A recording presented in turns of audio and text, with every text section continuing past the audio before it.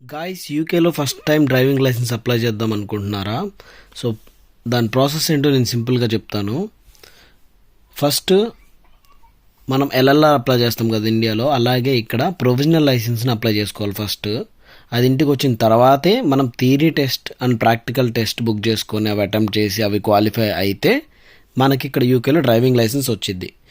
అయితే దీనికంటే ఫస్ట్ మనం చేయాల్సింది ఏంటంటే ఈ ప్రొవిజనల్ లైసెన్స్ అప్లై చేయడం. ప్రొవిజనల్ లైసెన్స్ అప్లై చేయాలి అంటే ఆన్లైన్లోకి వెళ్ళి గూగుల్లో apply for the provisional licence for the first time in UK అని టైప్ చేస్తే gov.uk ఒక వెబ్సైట్ వస్తుంది.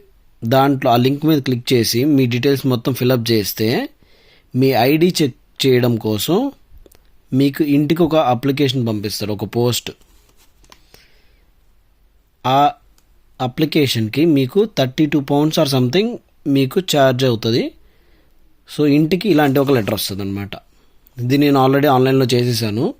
ఆ ప్రాసెస్ కూడా కుదిరితే మీకు కావాలంటే నేను తర్వాత అప్లోడ్ చేస్తాను, ఎవరిదైనా చేసేటప్పుడు అదంతా స్క్రీన్ రికార్డింగ్ చేసి. బట్ ఫర్ నౌ ఆన్లైన్లో అప్లై చేసిన తర్వాత ఇంటికి ఇట్లాంటి పోస్ట్ ఒకటి వచ్చింది అనమాట. ఈ పోస్ట్లో ఈ ఐడి సంబంధించిన ఈ అప్లికేషన్ ఫిలప్ చేసి పంపించడానికి ఒక కవర్ ఎన్వలప్ అండ్ ఇంకొక కార్డ్, ఇన్ఫర్మేషన్ కార్డ్ అనమాట. ఇది యూకే ఐడెంటిటీ డాక్యుమెంట్ హోల్డర్స్ అనమాట. అంటే ఆల్రెడీ యూకే ఐడి డాక్యుమెంట్ ఉన్న వాళ్ళు, పాస్పోర్ట్ ఉన్న వాళ్ళు, అలాంటి వాళ్ళకి వాళ్ళు ఏం చేయాలి, ఒకవేళ non UK identity document holders, మనం నాన్ యూకే డాక్యుమెంట్ హోల్డర్స్ అనమాట. అంటే మనం ఇమిగ్రెంట్స్ కాబట్టి సో ఇక్కడ మనం ఏం చేయాలి, వాళ్ళకి ఎలా ఐడి ప్రూవ్ చేసుకోవాలి అనేది ఇక్కడ రాశారనమాట. ఇది ఇన్ఫర్మేషన్, ఇది అప్డేట్ చేశారు. ఇదివరకు ఇట్లా ఉండేది కాదు. ఇదివరకు ఖచ్చితంగా మనం ఒక బీఆర్పీని ఈ అప్లికేషన్తో పాటు పంపిస్తేనే మనకి ఎల్ఎల్ఆర్ అంటున్న ప్రొవిజనల్ లైసెన్స్ అనేది మనకు వచ్చింది. బట్ ఇప్పుడైతే మన బీఆర్పీ కూడా పంపించకుండానే మనం ప్రొవిజనల్ లైసెన్స్ తెచ్చుకోవచ్చు. అదే వీళ్ళు అప్డేట్ చేశారనమాట. ఇప్పుడు ఈ వీసా అని మీకు తెలుసుంటే, ఈ వీసాని గవర్నమెంట్ మొత్తం బీఆర్పీ తీసేసి ఈ వీసాకి మైగ్రేట్ అవుతుంది మొత్తం. ఈ వీసా అనేది మీకు గనక మెయిల్ వచ్చుండి మీరు గనక ఈ వీసా అకౌంట్ కనుక క్రియేట్ చేసుకొని ఉంటే మీకు ఈబీఆర్పీ వచ్చేస్తుంది అనమాట. సో ఇంకా మీరు ఆ షేర్ కోడ్తోనే మీ ఐడెంటిటీ చూపించుకోవచ్చు, బీఆర్పీ అవసరం లేదు ఇప్పుడు. అలా కనుక మీకు ఆల్రెడీ ఈబీఆర్పీ కనుక ఉండుంటే ఈ వీసా, మీరు జస్ట్ షేర్ కోడ్ ఒకటి జనరేట్ చేయాలి అంతే. షేర్ కోడ్ జనరేట్ చేసి ఈ అప్లికేషన్ ఫిల్అప్ చేస్తే మీరు బీఆర్పీ పంపించక్కర్లేదు. ఇన్ కేస్ మీ దగ్గర కనుక ఆ ఈ వీసా మెయిల్ రాకుండా ఉండి ఇంకా మీరు ఈ వీసా అకౌంట్ క్రియేట్ చేసుకోకుండా ఉండుంటే కనుక అప్పుడు మీరు డెఫినెట్లీ మీ బీఆర్పీ కానీ నాన్ యూకే పాస్పోర్ట్ కానీ ఐడి వెరిఫికేషన్ కోసం పంపించాలి. అవి మళ్ళీ మీ ప్రొవిజనల్తో పాటు రిటర్న్ పంపించేస్తారు వాళ్ళు. సో ఫస్ట్ ఈ అప్లికేషన్లో ఏమేమి ఫిలప్ చేయాలో చూద్దాం. ఈ అప్లికేషన్ అనేది చూడండి, విత్ ఇన్ 21 days, ఈ అప్లికేషన్ వచ్చిన 21 daysలో మనం దీన్ని ఫిలప్ చేసి పంపించాలి. లేకపోతే ఈ అప్లికేషన్ ఇన్వాలిడ్ అయిపోయింది. మీరు దీనికోసం పే చేసిన £32 ఎంత ఉన్నాయి కదా, ఆ డబ్బులు అనేవి వెనక్కి వచ్చేస్తాయి. సో ఇది 29/07 రోజు అప్లై చేసిన అప్లికేషన్ కాబట్టి సో వ్యాలిడ్ ఉంది నాకైతే 21 daysకి. సో ఇప్పుడు ఇందులో ఏమేమి ఫిలప్ చేయాలో చూద్దాం. ఇంకోండి, ఈ అప్లికేషన్ మొత్తం ఇట్లా ఉంటుంది. సో దీంట్లో ఏమేమి ఫిలప్ చేయాలి అంటే ఫస్ట్ గుర్తుపెట్టుకోవాల్సింది క్యాపిటల్ లెటర్స్ అండ్ బ్లాక్ ఇంకే యూజ్ చేయాలి ఈ అప్లికేషన్ ఫిలప్ చేయడానికి. ఇందులో సెక్షన్స్ చూడండి, 1, 2 అండ్ 3, 3 సెక్షన్స్ ఉన్నాయి.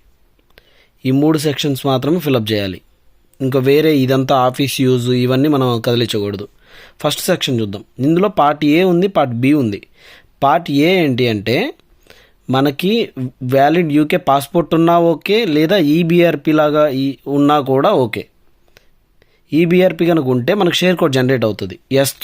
ఎస్తో స్టార్ట్ అయ్యే షేర్ కోడ్ అనేది జనరేట్ అయ్యిద్ది. అది అయితే మాత్రమే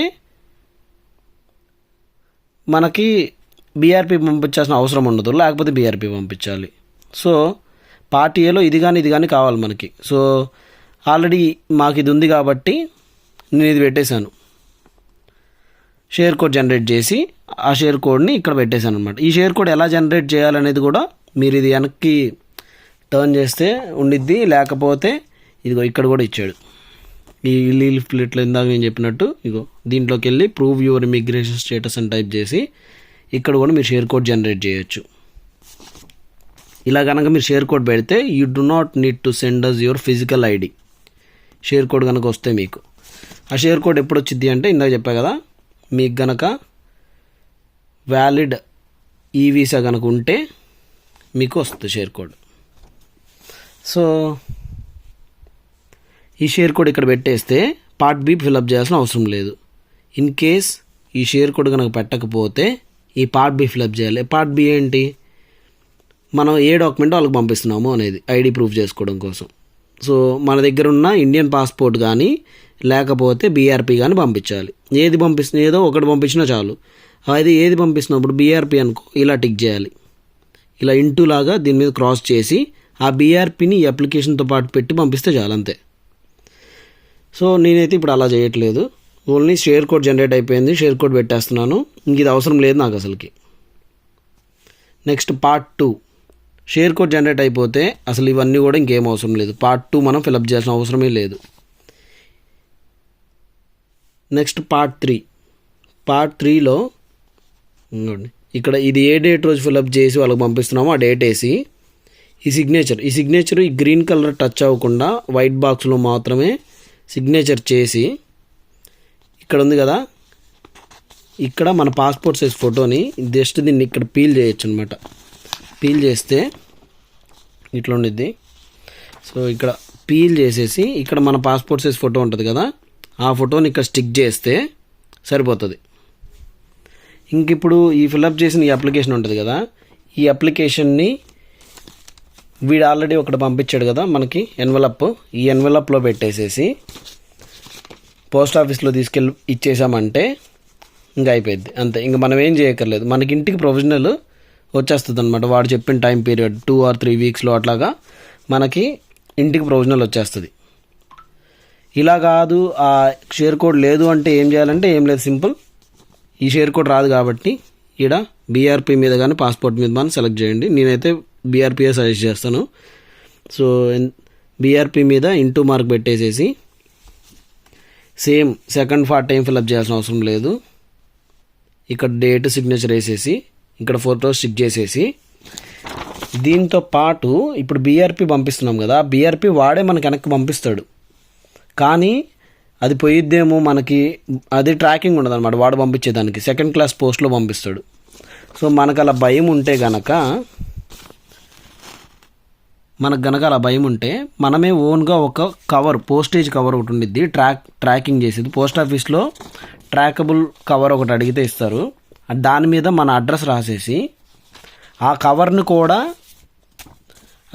కూడా ఈ లెటర్, బీఆర్పీ అండ్ ఇంకా కవర్ని కూడా ఏదైతే మనం కొంటామో కవరు, ఆ కవర్ని ఈ మూడింటిని దీంట్లో పెట్టేశామంటే ఈ వాడి దగ్గరికి వెళ్ళిపోతాయి. మనం పంపించిన బీఆర్పీ చెక్ చేసుకొని మనం ఒక కవర్ కొన్నాం కదా, ఆ కొన్న కవర్లోనే మన బీఆర్పీని పెట్టేసేసి పంపిస్తాడు. సో దట్ మనం ట్రాక్ చేసుకోవచ్చు.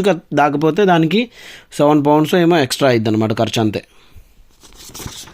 సో మనకి మన బీఆర్పీ వెనక్కి సేఫ్గా వచ్చేస్తుంది. అలాగే ఈ ఐడి వెరిఫికేషన్ అవగానే ప్రొవిజనల్ లైసెన్స్ కూడా ఇంటికి వచ్చేస్తుంది అనమాట. సో దట్స్ హౌ మనం ప్రొవిజనల్ లైసెన్స్ని అప్లై చేయడం అనమాట ఇప్పుడు లేటెస్ట్గా 2024లో. అండ్ ఇంకా మనం అప్లై చేసేసిన తర్వాత ఆ ప్రొవిజనల్ ఇంటికి వచ్చిన తర్వాత అప్పుడు మనం థియరీ, ప్రాక్టికల్స్ ఇవన్నీ అప్లై చేసుకోవచ్చు అనమాట. సో ఇవన్నీ ఇంట్రెస్ట్ ఉంది మీకు, ఇంకా ఇన్ఫర్మేషన్ కావాలి అనుకుంటే సో కామెంట్ చేయండి. సో నేను వాటికి సంబంధించిన ఇన్ఫర్మేటివ్ వీడియో కూడా చేస్తాను. ఇప్పటి వరకు బాయ్.